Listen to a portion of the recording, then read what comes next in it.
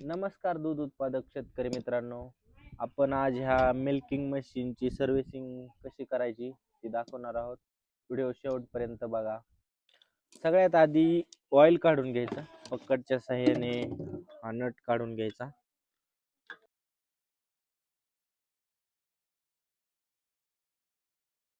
मित्रांनो बघू शकता किती घाण झाली आहे.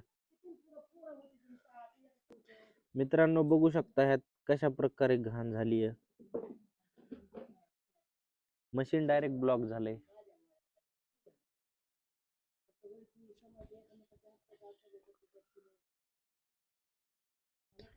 तुम्ही बघू शकता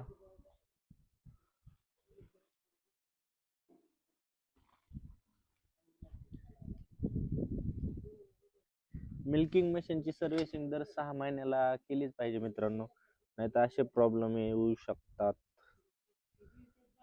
आम्ही 1 वर्ष झालं केलेली.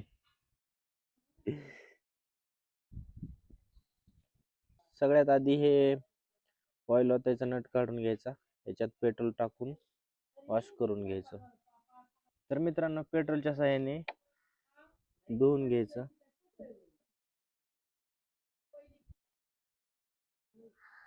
पेट्रोल टाकलं होतं काय आपण ह्यात?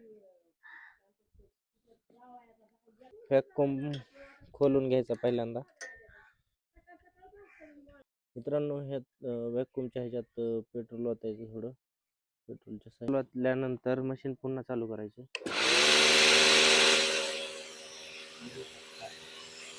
मित्रांनो नंतर हे एक्स हाऊस असतं हे खोलून घ्यायचं. मित्रांनो बघू शकता तुम्ही ही एक्स हाऊस मध्ये काय घाण झाली बघा.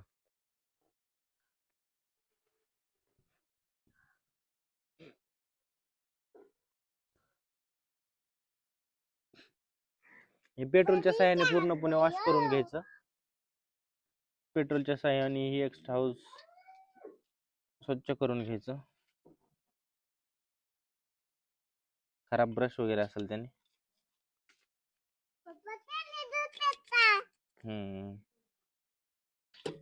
बघू शकता किती खराब झालंय.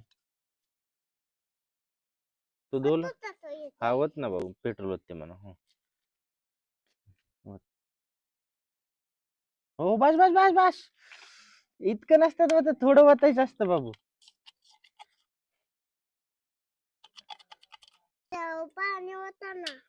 पाणी नसतं वाचायचं.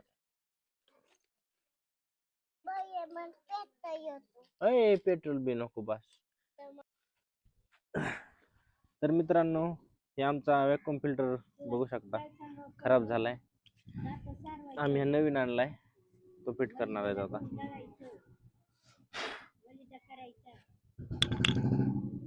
असा फिट करून घ्यायचा पाहिजे तसा. ज्या ठिकाणी होता त्या ठिकाणी बसून घ्यायचा. मित्रांनो वॅक्यूम फिल्टर जसा होता तसा बसून घ्यायचा. ऑइल भरून घ्यायचं. तुला ऑइल मीटर दिसतोय का? मित्रांनो ऑइल भरून झाल्यानंतर ऑइलचा नट फिट करायचा, वरचा पण नट.